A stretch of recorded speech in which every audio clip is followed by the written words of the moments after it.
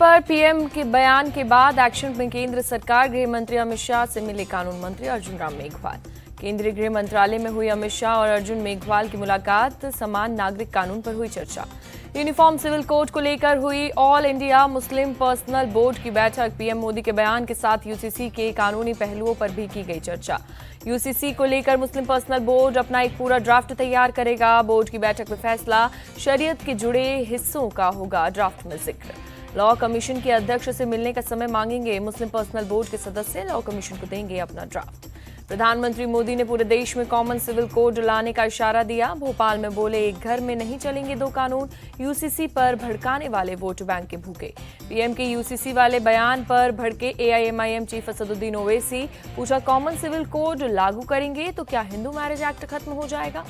ओवैसी ने यूसीसी को संविधान की भावना के खिलाफ बताया। पूछा, क्या ईसाइयों और दूसरी जनजातियों की परंपराओं पर पाबंदी लगा दी जाएगी? ओवैसी ने यूसीसी के लिए कहा, भारत विविधता का देश, यहाँ पर एक कानून लागू नहीं हो सकता। बाबा साहेब ने भी यूसीसी को मैंडेटरी की बजाय वॉलंटरी रखने को कहा। सीएम ममता बनर्जी का पीएम पर अटैक। कहा, मुसलमानों की तस्वीर दिखाकर जता रहे हमदर्दी। आपके राज में अल्पसंख्यकों और दलितों को पीट पीट कर मार डाला। सीएम ममता बनर्जी का बीजेपी पर अटैक। कहा, केंद्र में बस 6 महीने के लिए ही और बची है बीजेपी। एआईएम-बीएलबी सदस्य आरिफ मसूद बोले, देश के सभी वर्गों को संविधान पर भरोसा, वो इसे बदलने नहीं देंगे। हम शरीयत को मान रहे तो इससे दूसरे को तकलीफ क्यों? यूसीसी पर बोले सपा सांसद एसटी हसन। 2024 से पहले देश का माहौल खराब करने की कोशिश कर रहे हैं पीएम। जमीयत उलेमाए हिंद के सेक्रेटरी नियाज फारूकी का बयान।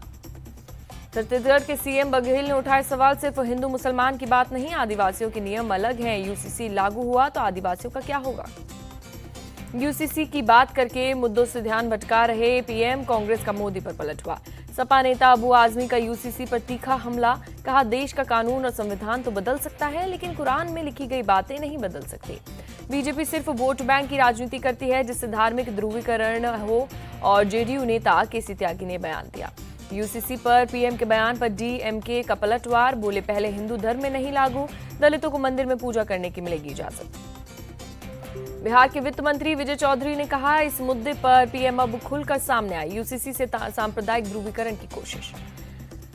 पश्चिम बंगाल में विपक्ष के नेता शुभेंदु अधिकारी ने यूसीसी को बताया देश की जरूरत। कहा, पीएम मोदी ने सबके मन की बात कही है।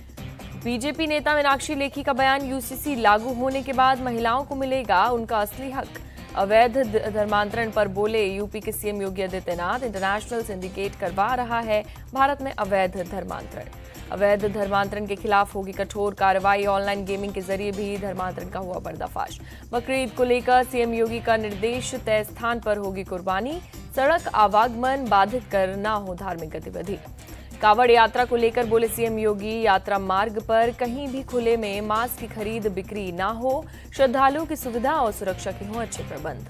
त्योहारों के मद्देनजर सीएम योगी ने कानून व्यवस्था को लेकर की समीक्षा बैठक। वर्चुअल मीटिंग में सभी जिलों के वरिष्ठ अधिकारियों ने हिस्सा लिया। यूपी में बकरीद से पहले सुरक्षा चाक चौबंद। संवेदनशील इलाकों में पुलिस बल की तैनाती। मौलाना खालिद रशीद ने बकरीद में सड़क पर नमाज नहीं पढ़ने की अपील की। बोले, ईदगाह के अंदर पढ़े नमाज। 29 जून को मनाई जाएगी बकरीद। एनसीपी की ओर से प्रकाशित कैलेंडर को लेकर विवाद। नागपुर में शहर अध्यक्ष ने छपवाया था कैलेंडर। भगवान विट्ठल के साथ मस्जिद और बकरी की तस्वीर लगाई गई। बीजेपी ने एनसीपी नेता की ओर से छपवाए गए कैलेंडर का विरोध किया। नागपुर के पुलिस कमिश्नर से की गई शिकायत। हिंदू देवी देवताओं के अपमान का आरोप लगाते हुए कार्रवाई की मांग की। ईडी ने रियल एस्टेट कंपनी सुपरटेक के मालिक आरके अरोड़ा को किया गिरफ्तार। मनी लॉन्ड्रिंग केस में हुई गिरफ्तारी। सुपरटेक के खिलाफ दिल्ली, हरियाणा और यूपी में धोखाधड़ी के कई केस दर्ज किए गए थे। उसी की जांच में ईडी को भारी अनियमितता और फंड के दुरुपयोग के मिले थे सबूत। सुपरटेक ने खरीदारों से मोटी रकम लेकर उन्हें समय पर नहीं दिए फ्लैट। प्रोजेक्ट के नाम पर बैंकों से लिया गया लोन का भी गलत इस्तेमाल। दिल्ली में 4 दिन में लूट की एक और बड़ी वारदात। कश्मीरी गेट इलाके में बाइक सवार बदमाशों ने व्यापारी की स्कूटी लूटी। व्यापारी की स्कूटी में 3 लाख कैश रखा गया था। पुलिस सीसीटीवी की मदद से बदमाशों की पहचान कर रही है। दिल्ली के प्रगति मैदान लूट केस में 7 आरोपी गिरफ्तार। प्रदीप और बाला यूपी से पकड़े गए। सीएम केजरीवाल बोले, देश की राजधानी में जंगल राज, कानून व्यवस्था नहीं संभलती तो जिम्मेदारी हमें दे दो। केंद्रीय मंत्री मीनाक्षी लेखी ने दिल्ली की कानून व्यवस्था को बताया सही। कहा, पंजाब में हालात सबसे ज्यादा खराब। दिल्ली के जंगपुरा एक्सटेंशन में मेघालय सरकार के एडवोकेट जनरल के घर में एक नौकर की हत्या, दूसरे नौकर को चाकू मारकर किया गया हमला। दिल्ली पुलिस की क्राइम ब्रांच ने 2 आरोपियों को किया गिरफ्तार। घायल नौकर का एक निजी अस्पताल में चल रहा है इलाज। पश्चिम बंगाल के सिलीगुड़ी में सीएम ममता बनर्जी के हेलीकॉप्टर की इमरजेंसी लैंडिंग। ममता को आई हल्की चोट। चुनावी रैली के बाद खराब मौसम वाले इलाके में पहुंचा था हेलीकॉप्टर। हादसे के बाद ममता बनर्जी का कराया गया एमआरआई टेस्ट। घुटने के लिगामेंट और बाएं कूल्हे में आई चोट, घर में चल रहा है इलाज। ममता बनर्जी को चोट लगने की खबर के बाद आरजेडी सुप्रीमो लालू प्रसाद यादव ने किया ट्वीट, ममता के जल्द स्वस्थ होने की कामना की। राहुल गांधी 29 जून को करेंगे मणिपुर का 2 दिवसीय दौरा। हिंसाग्रस्त इलाकों के हालात का जायजा लेंगे। कांग्रेस महासचिव केसी वेणुगोपाल ने बताया, राहुल गांधी राहत कैंप्स में भी जाएंगे और इम्फाल और चूड़ा चांदपुर के सिविल सोसाइटी प्रतिनिधियों से मिलेंगे। राहुल गांधी का दिल्ली में दिखा अनोखा रूप। करोलबाग में बाइक मैकेनिक से बाइक रिपेयरिंग की टेक्निक सीखते हुए नजर आए। राहुल गांधी मंगलवार को करोलबाग के साइकिल कारोबारियों और मैकेनिक के बीच पहुंचे। बाजार में आने वाली समस्याओं पर की गई चर्चा। राहुल गांधी बाइक रिपेयरिंग के शॉप में भी गए। दुकानदारों और कारीगरों से उनकी समस्या पर बातचीत की। विरोधियों की जुगलबंदी पर पीएम मोदी का तीखा हमला। कहा, विपक्ष का मतलब घोटालों की गारंटी।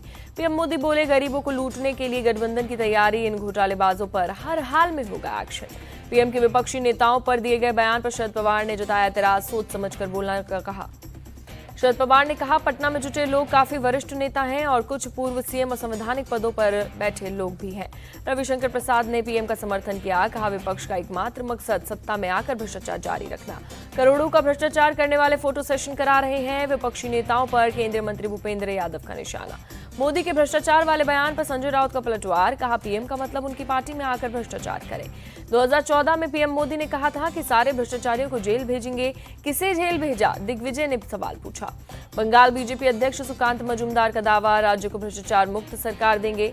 2024 लोकसभा चुनाव को लेकर मुंबई में महाराष्ट्र कांग्रेस कोर कमेटी की हुई अहम बैठक। नाना पटोले, सुशील कुमार शिंदे, अशोक चव्हाण और पृथ्वीराज चव्हाण समेत सीनियर नेता हुए शामिल। महाराष्ट्र कांग्रेस के अध्यक्ष नाना पटोले, एकाज शिंदे फडणवीस सरकार पर हमला, कानून व्यवस्था और वाटर लॉगिंग जैसे मुद्दों पर घेरा। महाराष्ट्र में बीजेपी शिवसेना के साथ सहयोगी दलों की अहम बैठक हुई। विधानसभा और लोकसभा चुनाव में ताकत के साथ लड़ने पर हुई चर्चा। आज राजस्थान के सीएम अशोक गहलोत के गढ़ में रक्षा मंत्री राजनाथ सिंह की रैली। मोदी सरकार की 9 साल की उपलब्धियां बताने के लिए जनसभा। राजस्थान में महिलाओं को 25 जुलाई से मिलेंगे स्मार्टफोन। सीएम गहलोत बोले, पहले फेज में 40 लाख मोबाइल, 3 साल मिलेगा फ्री इंटरनेट। राज्यसभा की 10 सीटों पर 24 जुलाई को होगा चुनाव, जिसमें गुजरात की 3 सीटें होंगी शामिल। छत्तीसगढ़ के दुर्ग में कांग्रेस और एनएसयूआई कार्यकर्ताओं का हंगामा। टोल नाका पर जमकर की तोड़फोड़। लोकल गाड़ियों से भी टैक्स लेने की लगाया आरोप।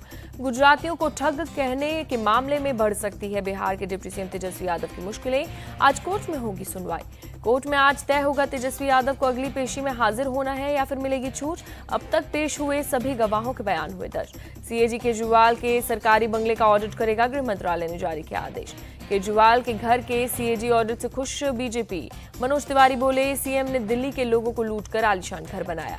केजरीवाल के बंगले के सीएजी ऑडिट पर बोली आम आदमी पार्टी। कहा, 2024 में होने वाली हार से हताश बीजेपी, इसलिए जांच एजेंसियों का कर रही है दुरुपयोग। उद्धव ठाकरे और संजय राउत को मुंबई की शिवड़ी कोर्ट का समन। राहुल शेवाले मानहानि केस में 14 जुलाई को पेश होने को कहा। बिहार सरकार का बकरीद पर बड़ा फैसला। सरकारी कर्मचारियों और पेंशनधारियों को आज मिलेगी सैलरी और पेंशन। यूपी, एमपी और महाराष्ट्र में अगले 5 दिन होगी भारी बारिश। मौसम विभाग ने जारी किया ऑरेंज अलर्ट। गुजरात और महाराष्ट्र के कुछ इलाकों में आज भारी बारिश का अनुमान। यूपी, राजस्थान, उत्तराखंड, हिमाचल प्रदेश, कोंकण और गोवा को लेकर भी अलर्ट जारी। असम में 11 जिले बाढ़ से प्रभावित। 1.5 लाख से ज्यादा लोगों पर बाढ़ का कहर। बाजाली जिले में तटबंधों पर शरण लेने को मजबूर लोग। पानी में डूबे 48 गांव। पुणे में एक लड़की पर धारदार हथियार से हमला किया गया। स्थानीय लोगों ने हमलावर को पकड़कर पुलिस के हवाले किया। लड़की पर हमले का वीडियो आया सामने। एक तरफा प्यार के मामले में आरोपी ने किया था लड़की पर हमला।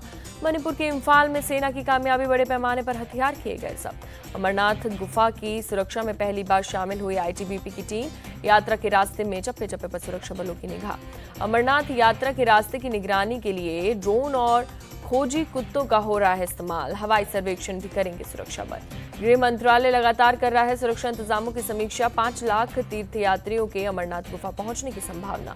रूस के राष्ट्रपति पुतिन ने देश के सैनिकों को किया संबोधित। कहा, रूसी सेना ने देश में होने जा रही सिविल वॉर को रोका। राष्ट्रपति पुतिन ने कहा, सेना और रूस के नागरिक विद्रोहियों के साथ नहीं, युद्ध में जान गंवाने वाले सैनिकों के लिए भी पुतिन ने रखा था 1 मिनट का मौन। आईसीसी ने वर्ल्ड कप के शेड्यूल का किया ऐलान। 5 अक्टूबर को क्रिकेट के महाकुंभ का होगा आगाज। इंग्लैंड और न्यूजीलैंड के बीच खेला जाएगा वर्ल्ड कप का ओपनिंग मैच। अहमदाबाद के नरेंद्र मोदी स्टेडियम में होगा मुकाबला। 8 अक्टूबर को होगी टीम इंडिया के वर्ल्ड कप अभियान की शुरुआत। चेन्नई में ऑस्ट्रेलिया से होगी टक्कर। वर्ल्ड कप का पहला सेमीफाइनल मुंबई में 15 नवंबर को खेला जाएगा। दूसरा सेमीफाइनल कोलकाता में 16 नवंबर को होगा। वर्ल्ड कप का फाइनल 19 नवंबर को होगा। अहमदाबाद के नरेंद्र मोदी स्टेडियम में होगा मुकाबला। 10 शहरों में खेले जाएंगे वर्ल्ड कप के मुकाबले। 46 दिन में 48 मैच खेले जाएंगे। वनडे वर्ल्ड कप में 10 टीमें भाग लेंगी। 8 टीमें कर चुकी है क्वालिफाई। 2 के मुकाबले जारी। वर्ल्ड कप शेड्यूल में नॉकआउट मैचों के लिए रिजर्व डे रखा गया। दोनों सेमीफाइनल और फाइनल मैच के लिए है reserve day. World cup schedule जारी होने पर बोली रोहित शर्मा, ये वर्ल्ड कप काफी रोमांचक होगा। वर्ल्ड कप शेड्यूल के ऐलान से पहले विराट कोहली ने कहा, मैं मुंबई में वर्ल्ड कप खेलने के लिए एक्साइटेड हूँ। वीरेंद्र सहवाग ने विराट को बताया शानदार खिलाड़ी। कहा, टीम इंडिया को कोहली के लिए वर्ल्ड कप जीतना चाहिए। वीरेंद्र सहवाग और मैथ्यू मुरलीधरन ने भारत को फाइनल का बताया प्रबल दावेदार। कहा, भारत पाकिस्तान के बीच हो फाइनल मुकाबला। वर्ल्ड कप खेलने के लिए पाकिस्तानी टीम के भारत आने पर संशय बरकरार। पीसीबी ने कहा, फैसला सरकार के हाथ में। स्पेशल ओलंपिक में मेडल जीतने वाले खिलाड़ियों का सम्मान। पूर्व राष्ट्रपति रामनाथ कोविंद ने किया सम्मानित। स्पेशल ओलंपिक में भारतीय खिलाड़ियों ने 202 मेडल जीते। 76 गोल्ड, 75 सिल्वर और 51 ब्रोंज मेडल। पूर्व राष्ट्रपति रामनाथ कोविंद ने कहा, खिलाड़ियों ने एकता की शक्ति का प्रदर्शन किया। कभी तीखे सवाल,